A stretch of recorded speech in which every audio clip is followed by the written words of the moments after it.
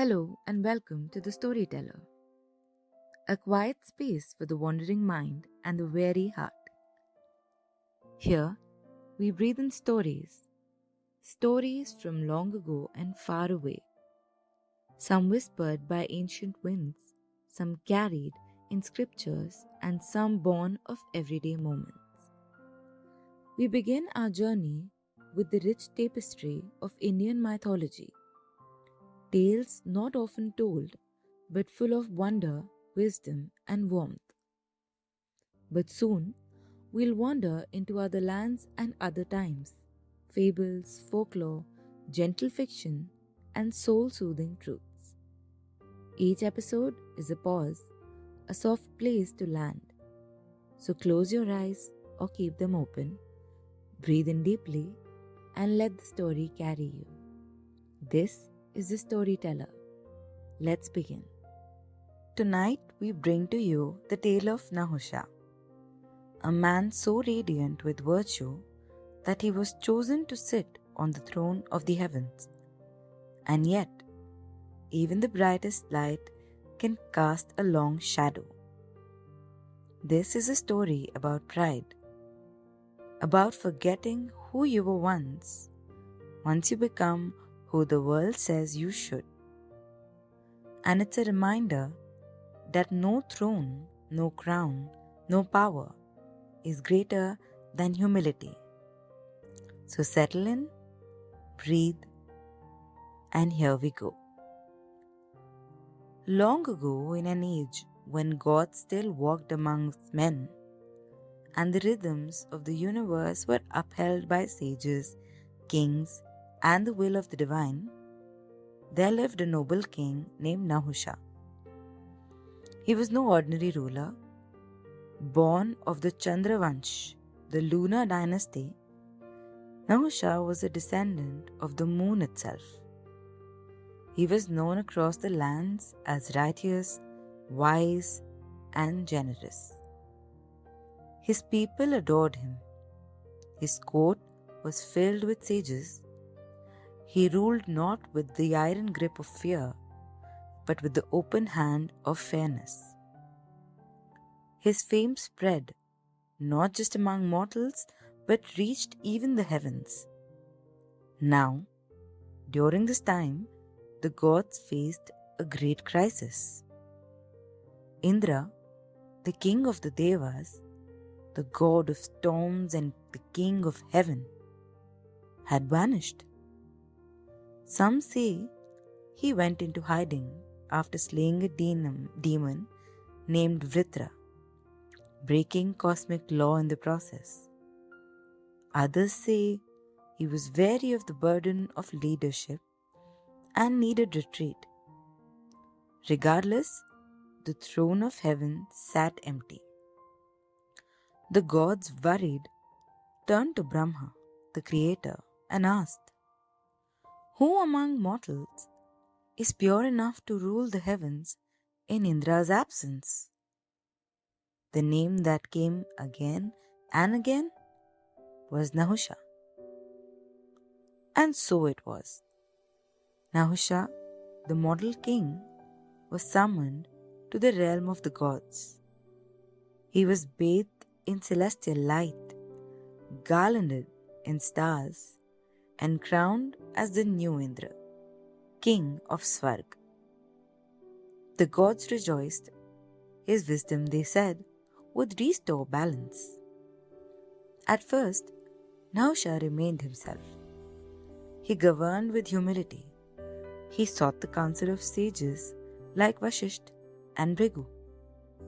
He performed his duties with grace, never forgetting his roots as a king of the earth.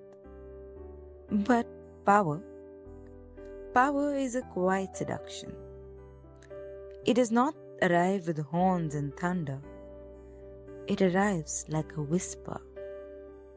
You deserve this. You're special. Why should you wait? Slowly, Nahusha began to change. He no longer sought advice. He gave commands. He no longer walked among the gods. He made them bow. he grew arrogant. He looked into the mirror of divine approval and fell in love with his own image. And then one day, he saw Shachi, the wife of Indra. Shachi was not just a queen, she was the embodiment of grace, loyalty, and devotion. To her, Nahusha proposed marriage. He didn't ask, he demanded. Shachi, horrified, sought help from Brihaspati, the guru of the gods. Together, they devised a plan to delay, to stall, to protect Indra's place until he returned. But Nahusha, drunk on celestial power, grew impatient. In his arrogance, he declared that the 7 sages, the great Saptarishis, would carry his palanquin to bring him to Shachi. These sages were seers, not servants.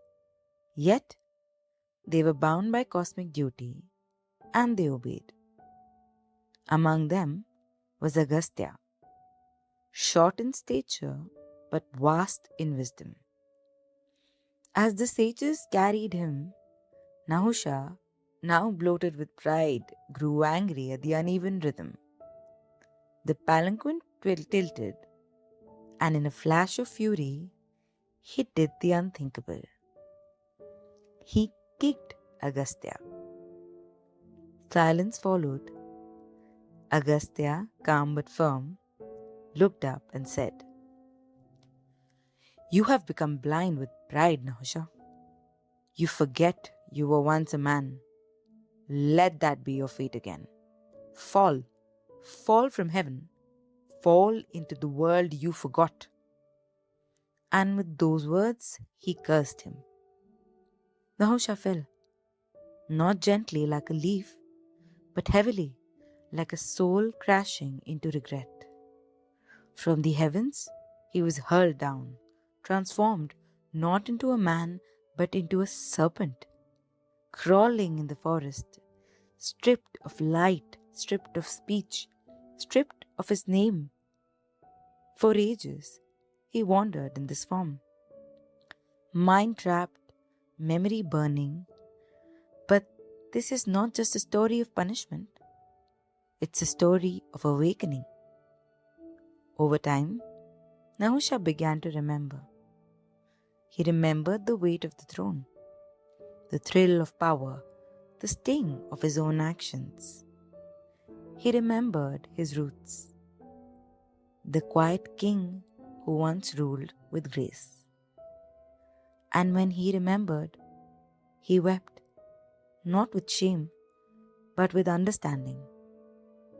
Many lifetimes later, when he had repented and learned, Yudhishthira, the noble Pandav, the eldest one, came across the serpent Nahusha during his exile. And through Yudhishthira's wisdom and compassion, Nahusha's curse was lifted. He became a man again.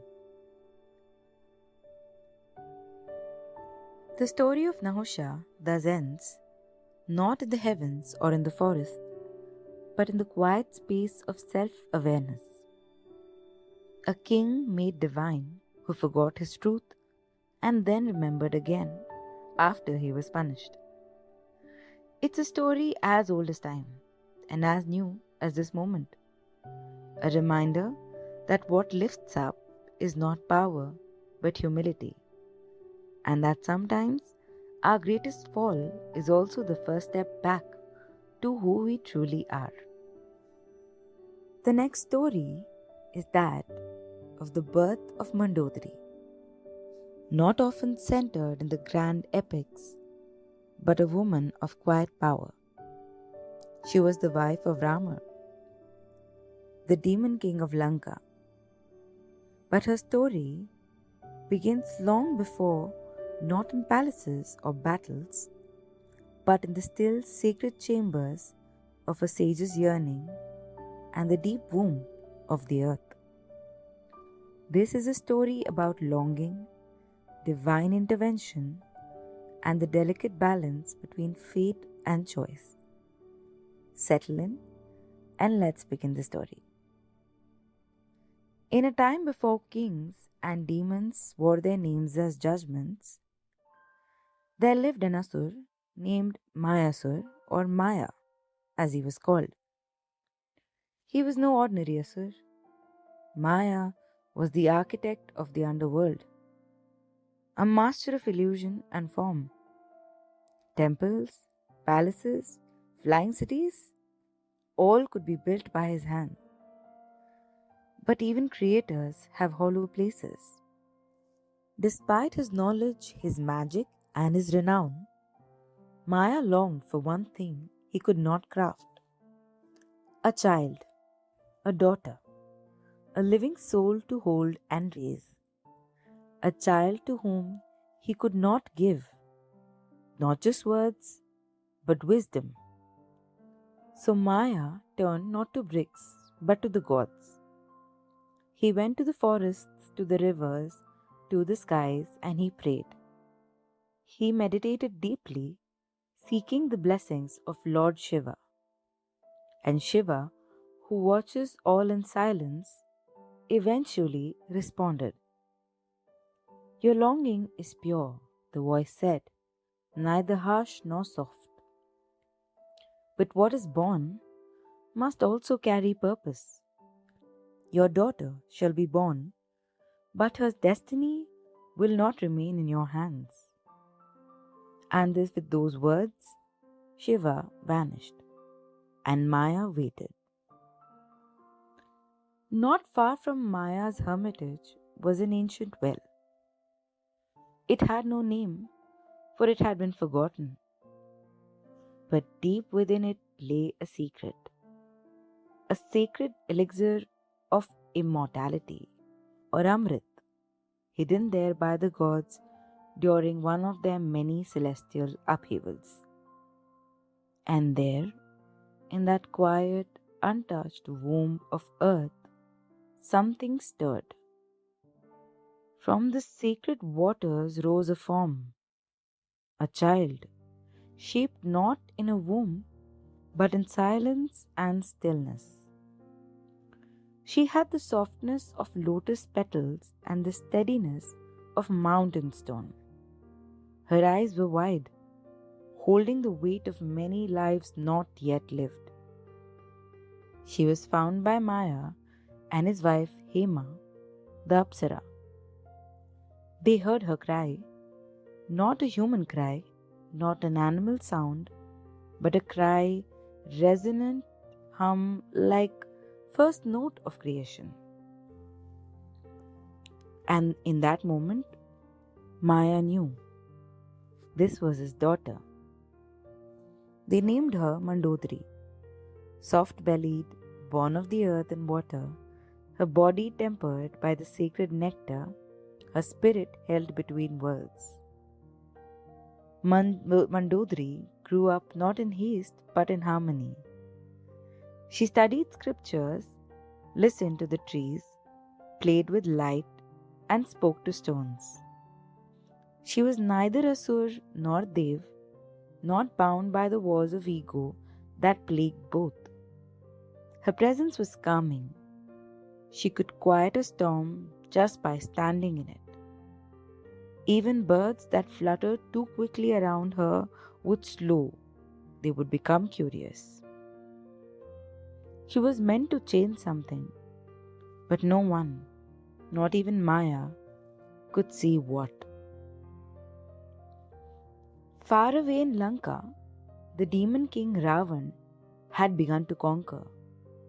Powerful, learned, and mighty, he was proud. He had mastered the Vedas, defeated kings, and shaken the heavens themselves. But he too was searching, not for war this time, but for a bride who matched his mind and spirit. He met Mandodari in Maya's court. At first, he underestimated her. Her voice was too quiet, her gaze too deep. He spoke of victories in battles, and she listened but was not flattered, and that unsettled him. When he boasted about lifting Mount Kailash, she asked, "But did it move you?"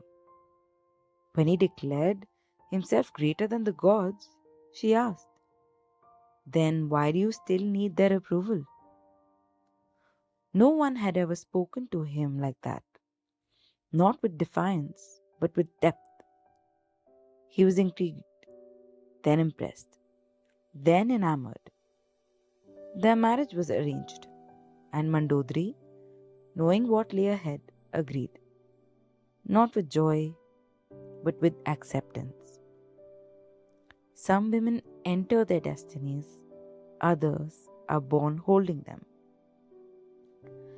Life in Lanka was unlike her forest home.